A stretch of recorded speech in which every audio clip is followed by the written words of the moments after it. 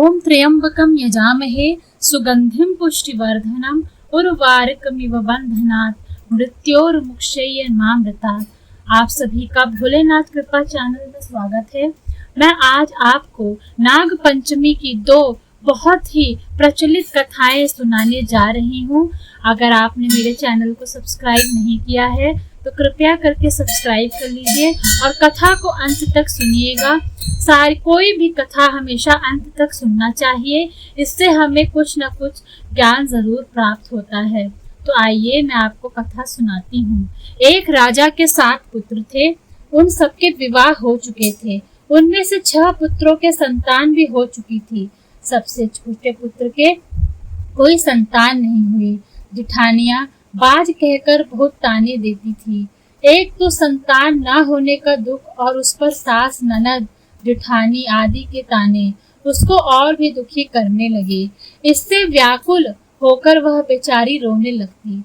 उसका पति समझाता कि संतान होना या ना होना तो भाग्य के अधीन है, फिर तू क्यों दुखी होती है। वह कहती सुनते हो, सब लोग बांझ बांझ कहकर मेरी नाक में दम किए हैं। पति बोला, दुनिया बकती है, बकने दो, मैं तो कुछ नहीं कहता, तू मेरी ओर ध्यान दे और दुख को छोड़कर प्रसन्न रहे। पति की बात सुनकर उसे कुछ सांत्वना मिलती थी, परंतु फिर जब कोई ताने देता था तो रोने लगती थी।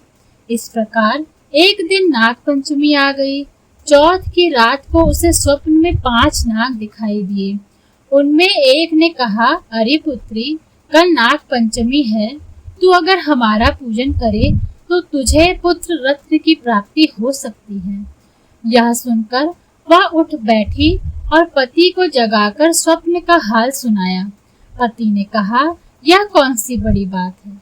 5 नाग अगर दिखाई दिए हैं तो 5 की आकृति बनाकर उसका पूजन कर देना। नाग लोग ठंडा भोजन ग्रहण करते हैं, इसलिए उन्हें कच्चे दूध से प्रसन्न करना। दूसरे दिन उसने ठीक वैसा ही किया। नागों के पूजन से उसे 9 मास के बाद सुंदर पुत्र की प्राप्ति हुई। ओम नमः शिवाय। नाग पंचमी की दूसरी प्रचलित कथा इस प्रकार है। किसी राज्य में एक किसान परिवार रहता था। किसान के 2 पुत्र, 1 पुत्री थी। एक दिन हल जोतते समय हल से नाग के 3 बच्चे कुचलकर मर गए। नागिन पहले तो विलाप करती रही, फिर उसने अपनी संतान के हत्यारे से बदला लेने का संकल्प किया। रात्रि को अंधकार में नागिन ने किसान, उसकी पत्नी व दोनों लड़कों को डस लिया। अगले दिन प्रातः किसान की पुत्री को डसने के उद्देश्य से नागिन फिर चली तो किसान कन्या ने उसके सामने दूध का भरा कटोरा रख दिया। हाथ जोड़ क्षमा मांगने लगी। नागिन ने प्रसन्न होकर उसके माता पिता दोनों भाइयों को पुनः जीवित कर दिया। उस दिन श्रावण शुक्ल पंचमी थी। तब से आज तक नागों के कोप से बचने के लिए इस दिन नागों की पूजा की जाती है। उन्हें कच्चा दूध पिलाया जाता है। प्राचीन काल में एक सेठ जी के 7 पुत्र थे। 7 के विवाह हो चुके थे। सबसे छोटे पुत्र की पत्नी श्रेष्ठ चरित्र की विदुषी और सुशील थी, परंतु उसके भाई नहीं था। एक दिन बड़ी बहू ने घर लिखने को पीली मिट्टी लाने के लिए सभी बहुओं के साथ चलने को कहा, तो सभी धलिया और खुरपी लेकर मिट्टी खोदने लगी। तभी वहां एक सर्प निकला, जिसे बड़ी बहू खुरपी से मारने लगी। यह देखकर छोटी बहू ने उसे रोकते हुए कहा, मत मारो इसे, यह बेचारा निर्निर अपराध है। यह सुनकर बड़ी बहू ने उसे नहीं मारा। तब सर्प एक और जा बैठा। तब छोटी बहू ने उससे कहा, हम अभी लौट कर आती हूँ, तुम यहाँ से जाना मत। यह कहकर वह सबके साथ मिट्टी लेकर घर चली गई और वहाँ कामकाज में फंसकर सर्प से जो वादा किया था उसे भूल गई। उसे दूसरे दिन वह बात याद आई तो सबको साथ लेकर वहाँ पहुंची और सर्प को उस स्थान पर बैठा देखकर बोली, सर्प भैया नमस्कार।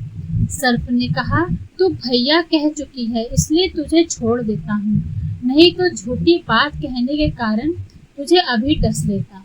वह बोली, भैया मुझसे गलती हो गई है, उसकी क्षमा मांगती हूँ। तब सर्प बोला, अच्छा, तू आज से मेरी बहन हुई और मैं तेरा भाई हुआ, तुझे जो मांगना है मांग ले। वह बोली, भैया मेरा कोई नहीं है, अच्छा हुआ जो तू मेरा भाई बन गया। कुछ दिन व्यतीत होने पर सर्प मनुष्य का रूप रखकर उसके घर आया और बोला कि मेरी बहन को भेज दो।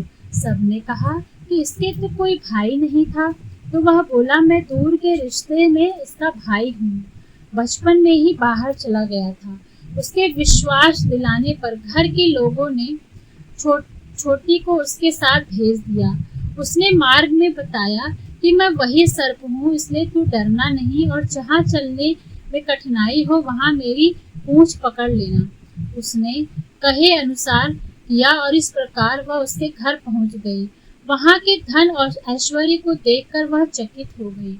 एक दिन सर्प की माता ने उससे पूछा, मैं एक काम से बाहर जा रही हूँ, तू अपने भाई को ठंडा दूध पिला देना। उसे यह बात ध्यान न रही और उसने गर्म दूध पिला दिया, जिससे उसका मुख बुरी तरह से जल गया। यह देखकर सर्प की माता बहुत क्रोधित हुई, परंतु सर्प के समझाने पर शांत हो गई। तब सर्प ने कहा कि बहन को अब उसके घर भेज देना चाहिए। तब सर्प और उसके पिता ने उसे बहुत सा सोना चांदी देकर घर से विदा कर दिया। इतना ढेर सारा धन देखकर बड़ी बहू ने ईर्ष्या से कहा, भाई तो बड़ा धनवान है, तुझे तो उससे और भी धन लाना चाहिए। सर्प ने यह वचन सुना तो सब वस्तुएं सोने की लाकर दे दी। यह देखकर बड़ी बहू ने कहा, इन्हें झाड़ने की झाड़ू भी सोने की ही होनी चाहिए। तब सर्प ने झाड़ू भी सोने की लाके दे दी। सर्प ने छोटी बहू को हीरा मणियों का एक अद्भुत हार भी दिया। उसकी प्रशंसा उस देश की रानी ने भी सुनी और वह राजा से बोली कि सेठ की बहू का हार यहाँ आना चाहिए। राजा ने मंत्री को हुक्म दिया कि उससे वह हार लेकर शीघ्र उपस्थित हो। मंत्री ने सेठ जी से जाकर कहा कि महारानी ने छोटी बहू का हार पहनेंगी, वह उसे लेकर मुझे दे दो। सेठ जी ने डर के कारण छोटी बहू से हार मांगकर दे दिया। छोटी बहू को यह बात बहुत बुरी लगी। उसने अपने सर्प भाई को याद किया और आने पर प्रार्थना की, भैया रानी ने हार छीन लिया है, तुम कुछ ऐसा करो कि जब वह हार उसके गले में रहे तब तक के लिए सर्प बन जाए और जब वह मुझे लौटा दे तब हीरो और मणियों का हो जाए। सर्प ने ठीक वैसा ही किया। जैसे ही रानी ने हार पहना वह वैसे ही सर्प बन गया। यह देखकर रानी चीख पड़ी और रोने लगी। यह देखकर राजा ने सेठ के पास खबर भेजी कि छोटी बहू को तुरंत भेजो। सेठ जी डर गए कि राजा ने जाने क्या करेंगे। वे स्वयं छोटी बहू को साथ लेकर उपस्थित हुए। राजा ने छोटी बहू से पूछा, तूने क्या जादू किया है, मैं तुझे दंड दूंगा। छोटी बहू बोली, राजन धृष्टता क्षमा कीजिए, यह हार ही ऐसा है कि मेरे गले में हीरे और मणियों का रहता है और दूसरे के गले में सर्प बन जाता है। यह सुनकर राजा ने वह सर्प बना हार उसे देकर कहा, अभी पहन कर दिखाओ। छोटी बहू ने जैसे ही उसे पहना वैसे ही हीरो मणियों का हो गया। यह देखकर राजा को उसकी बात का विश्वास हो गया और उसे प्रसन्न होकर उसे बहुत सी मुद्राएं भी पुरस्कार में दी। छोटी बहू अपने हार और इन धन सहित घर लौट आई। उसके धन को देखकर बड़ी बहू ने ईर्ष्या के कारण उसके पति को सिखाया कि छोटी की बहू के पास कहीं से धन आया है। यह सुनकर उसके पति ने अपनी पत्नी को बुलाकर कहा, ठीक ठीक बता कि यह धन तुझे कौन देता है। तब वह सर्प को याद करने लगी। तब उसी समय सर्प ने प्रकट होकर कहा, यदि मेरी धर्म बहन है कि उस आचरण पर संदेह प्रकट करेगा तो मैं उसे खा लूंगा। यह सुनकर छोटी बहू का पति बहुत प्रसन्न हुआ और उसने सर्प देवता का बड़ा सत्कार किया। उसी दिन से नाग पंचमी का त्योहार मनाया जाता है। स्त्रियां सर्प को भाई मानकर उनकी पूजा करती हैं। ओम नमः शिवाय।